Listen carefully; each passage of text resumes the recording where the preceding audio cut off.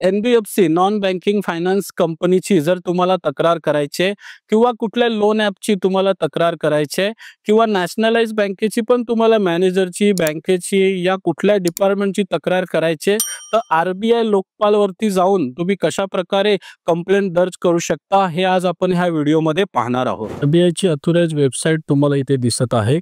इथून तुम्ही कंप्लेंट दर्ज करू शकता. लिंक तुम्हाला डिस्क्रिप्शन बॉक्समध्ये पण मिळेल. इथे फर्स्ट ऑप्शन आपल्याला आहे बँक्स.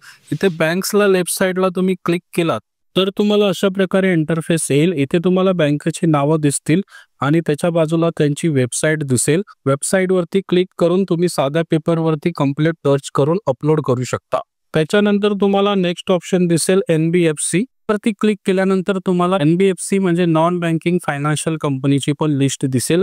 त्याच्यासमोर तुम्हाला त्यांची वेबसाईट दिसेल. त्याच्यावरती तुम्ही क्लिक करून तिथे पण तुमची कंप्लेंट दर्ज करू शकता. त्यानंतर त्याच्या खाली ऑप्शन आहे प्रीपेड पेमेंट इन्स्ट्रुमेंट. त्याच्यावरती जर तुम्ही क्लिक केला तर इथे तुम्ही प्रीपेड पेमेंट इन्स्ट्रुमेंट मध्ये बघू शकता जे काही युपीआय पेमेंट्स ज्या कंपनी आहेत त्या तुम्ही इथे बघू शकता. त्या कंपनीच्या बाजूला त्यांची ऑथराइज्ड वेबसाईट आहे. त्याच्यावरतून तुम्ही क्लिक करून त्यांच्या विरुद्ध सुद्धा कंप्लेंट दर्ज करू शकता. मग आता आपल्याला आर-बी-आय द्वारे कंप्लेंट करायची असेल, इथे तुम्हाला एक ऑप्शन दिसेल जिथे आपल्याला आर-बी-आय मध्ये कंप्लेंट दर्ज करायची आहे.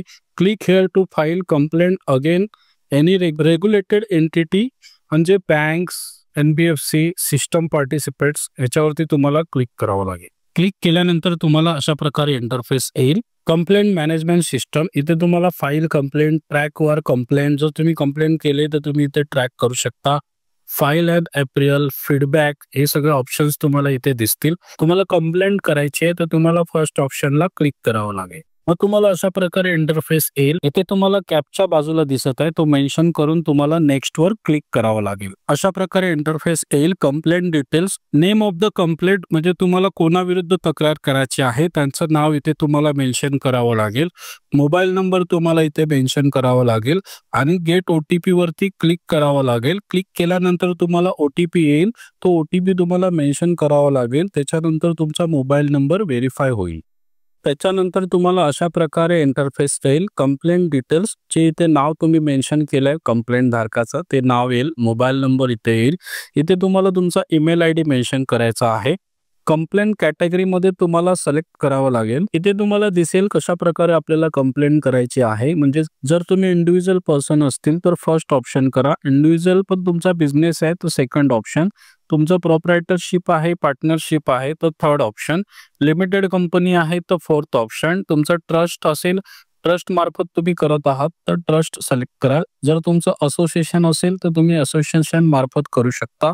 गव्हर्नमेंट डिपार्टमेंटमध्ये तुम्ही असाल तर ते सिलेक्ट करू शकता. पीएसयू कर्मचारी असाल तर पीएसयू कर्मचारी सिलेक्ट करू शकता. जर तुम्ही सिनियर सिटीजन आहात तर तुम्ही सिनियर सिटीजन सिलेक्ट करू शकता. अदर्स असेल तर तुम्ही अदर्स मध्ये क्लिक करू शकता. त्यानंतर तुम्हाला तुमची एज इथे मेन्शन करायची आहे.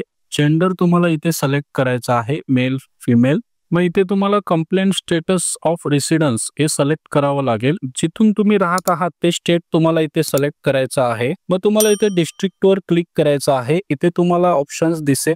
जिथून तुम्ही राहत आहात तिथला ऑप्शन तुम्ही इथे क्लिक करू शकता. त्यानंतर इथे तुमचा ऍड्रेस मेन्शन करायचा आहे. इथे तुम्हाला तुमचा पिनकोड सिलेक्ट करायचा आहे. त्याच्यानंतर इथे information related to the regulated entity against which the complaint is beginning launch file. ज्या संस्थेविरुद्ध तुम्हाला तक्रार करायची आहे त्या संस्थेची माहिती तुम्हाला इथे मेन्शन करायची आहे. म्हणून तुम्हाला इथे एंटिटी नेम वरती सिलेक्ट करावं लागेल.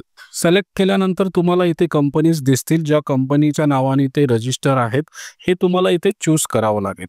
त्याच्यानंतर तुम्हाला has your complaint already been dealt with or is under process ह्याच्यामध्ये सांगत आहे की ऑलरेडी तुमची तक्रार ऑलरेडी तुम्ही केलेली आहे का किंवा ह्याच्यावरती लोकपाल आधी प्रोसेस करत आहे का. जर करत असेल तर यस किंवा नसेल तर तुम्हाला नो वर क्लिक करायचं आहे. ही तक्रार तुम्हाला कुठल्या संस्थेमार्फत करायची आहे का, ही तक्रार नियमन केलेल्या संस्थेच्या कर्मचाऱ्याकडून येते का, त्याच्यात नियुक्त केलेले आणि कर्मचाऱ्याबद्दल काही संबंध आहेत का, असतील तर यस किंवा तुम्हाला नो करायचे. त्यानंतर तुम्हाला नेक्स्ट वर क्लिक करायचं.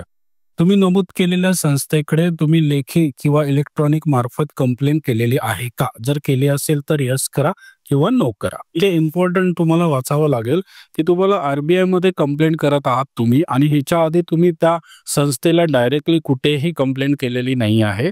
त्यामुळे तुम्हाला इथे कन्फर्मेशन द्यायचं आहे, ओके करायचं आहे. नंतर तुम्हाला इथे loan deposit account number mention करायचा आहे, ज्या अकाउंटमधून तुम्हाला कंप्लेंट दर्ज करायची आहे. फॅक्ट्स ऑफ द कंप्लेंट, इथे कंप्लेंटची तक्रारीची तथ्य इथे तुम्हाला मेन्शन करायची आहेत फॅक्ट्स ऑफ कंप्लेंटमध्ये. त्याच्यानंतर अपलोड फाईलमध्ये तुम्हाला अपलोड करायचे आहे जे तुमच्याकडे एव्हिडन्स आहे, हे सगळे फाईल तुम्हाला अपलोड करून सबमिट करायचं आहे.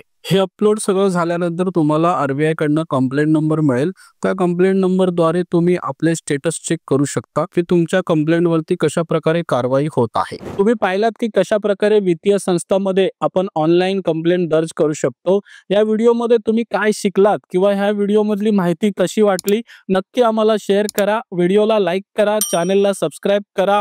व्हिडिओ शेवटपर्यंत पाहण्यासाठी धन्यवाद.